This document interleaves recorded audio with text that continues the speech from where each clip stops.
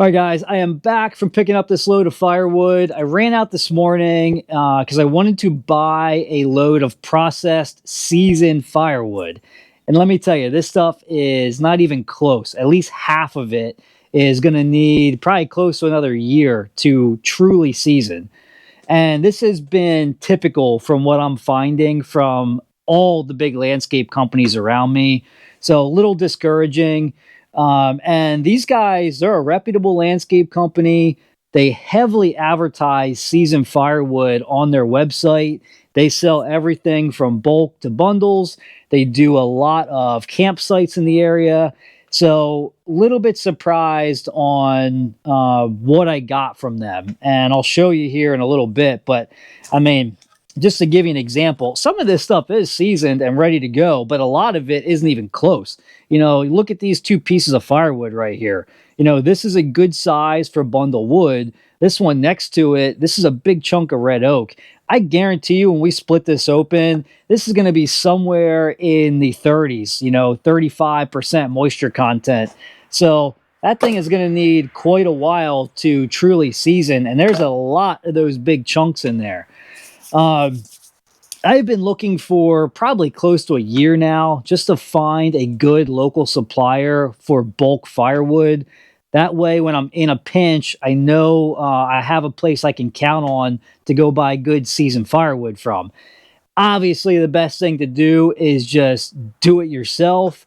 But, when you get an unexpected big order or you get into a pinch, it's good to have somebody in your area you can count on. And there are a lot of guys around me that sell bulk only. So I'm not competing with them for bundle sales. They process hundreds of cords of firewood a year, and they only sell by the cord or a fraction of a cord. So my hunt continues. So I'm going to spend a little bit of time this afternoon, get this stuff processed the way I want, get the good stuff picked out of here, and I'll stack that into my ready to bundle pile. And then the rest I'll get into the other side of the shed, and that should be ready by, hopefully sometime this summer. And then I've got one more place I want to try. I might go there tomorrow and see how their firewood is. But I am getting dangerously low on seasoned firewood. So I really need to find, at least a good cord. That would make me a lot more comfortable getting through December and January. And then I should be fine once spring and summer come around because we've been splitting and processing a whole lot more. So, and speaking of that, that's what I'm going to work on after this. So we're going to take the next 2 days here and try to get all this stuff cleaned up. But I've got this pile of logs in front of us right here. That stuff is actually been laying around for quite a while, so shouldn't take that stuff too long to dry out. And then behind it, right in that corner over there, is a pile of campfire wood. I need to actually build 2 totes, so I'll probably run out to Lowe's at some point, get the supplies I need for those totes and get that stuff loaded up. And then behind it is just a bunch of junk that I need to get cleaned out of here. So we got a lot to do, stuff to process and stack, stuff to clean up, and see how much we can get done in the next 2 days.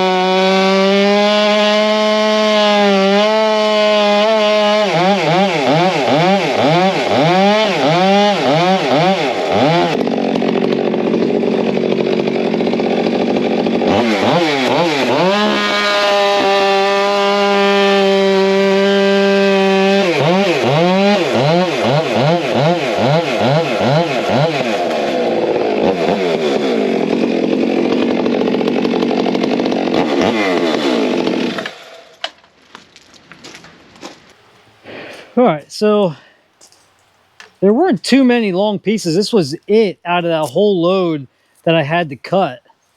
So a little better than what I expected. I thought there was going to be a whole lot more.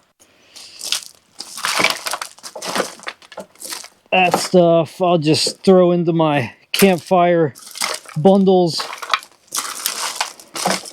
That makes good fire starter for the campfire stuff.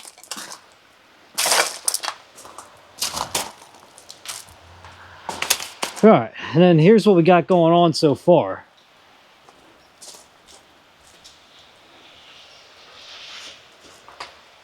So this is what I have left to split, and the stuff I just cut. And then that is all stuff that's not ready yet. This is almost all red oak. I mean, you probably can't see it, but you know, you could just see the water still in those logs. So these are going to take a little bit longer. They weren't too bad. I thought they were going to be a lot worse. They were all right around 25%.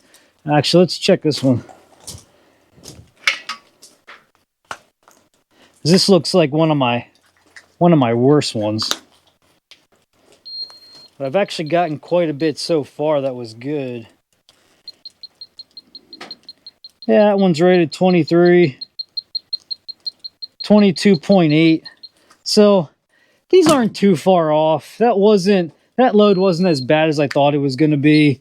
You know, a couple more months and that stuff's going to be ready to go. Plus I split it down really small.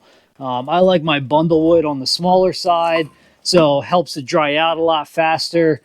And you can see right there, I mean, that's the average size that I split my bundle wood down into. So, yeah, pretty happy with how it's going so far. So I'll get that stuff stacked, get this stuff split, and then on to the next project. All right, guys, it's day 2, and today is going to be all about cleanup. So yesterday I brought that load of firewood in, got it processed and stacked. Today I want to work on that mess I have on the other side of the shed. So I ran out this morning, got all the materials I need to build 2 more totes so I can stack that pile of campfire wood, get that moved, and then we're going to start working on that pile of logs I need to split up. So 2 totes I'm going to build, both of them on 48 by 40 inch skids. I don't have anybody close to me right now that is selling metal totes, so these aren't the cheapest option. They're really about the same price. These totes cost me about $40 to build versus buying a metal tote for anywhere between $40 and $60 in my area. But this is going to at least help me get some work done right away. Trying out a new tape measure today. So let me know if you guys have this same problem. I always keep a tape measure outside, either in my tractor, in my side-by-side, or both. And they only last about a year before they get all wet. You know, when you're working with them outside in the weather, the tape gets wet, they start to rust, the coating comes off of them, and then you can't read them anymore. So that's happened to both of my tape measures I currently have outside. One of them is a Crescent, which I just bought another one, and the other one is a Craftsman. Now this Crescent G-Force 2, this has a triple layer blade on it. So I'm hoping that that triple layer will help this blade hold up a lot better outside. So if you guys have one that works for you out in the weather, let me know. I'm going to give this one a try and see how it holds up. All right, let's cut a couple boards here. Get this out of the way.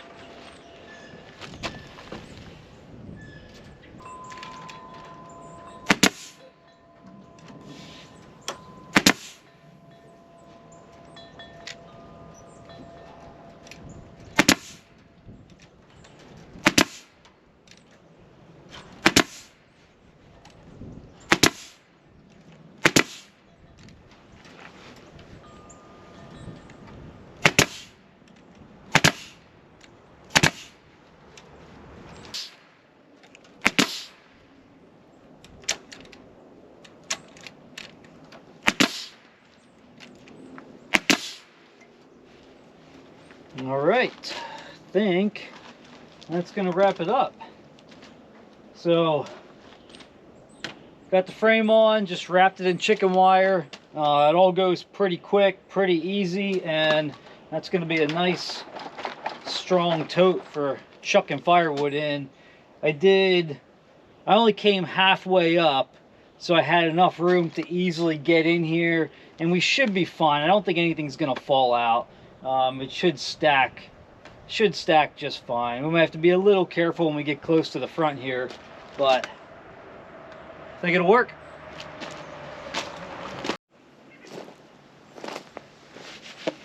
All right, we're ready to fill this thing up. So I was gonna build two, but I actually ran a little short on lumber because I put an extra side piece on this one.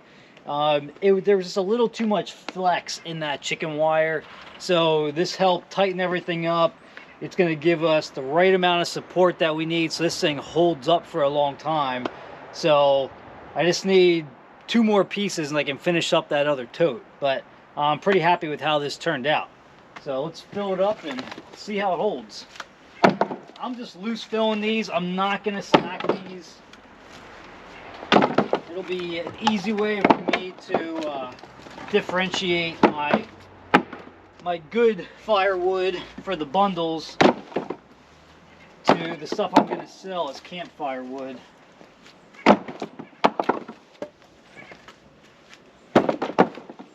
And it's just faster to fill up this way.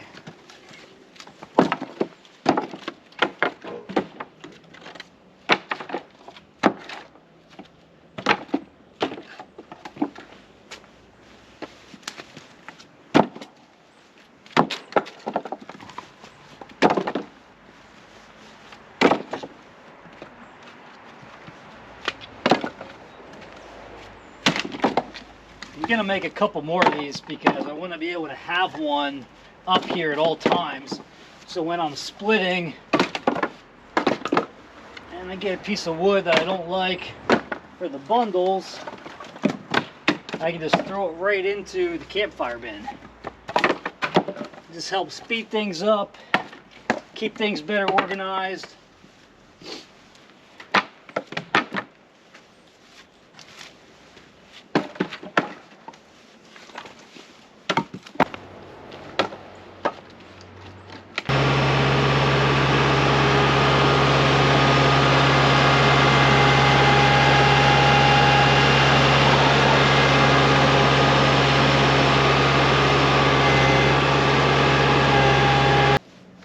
All right, guys, that is gonna wrap things up. I need to put my head down and get to work because I want to get through as much of this pile as I can before it gets dark, and it is already getting pretty late in the day. So thanks for joining me. I appreciate you guys being here.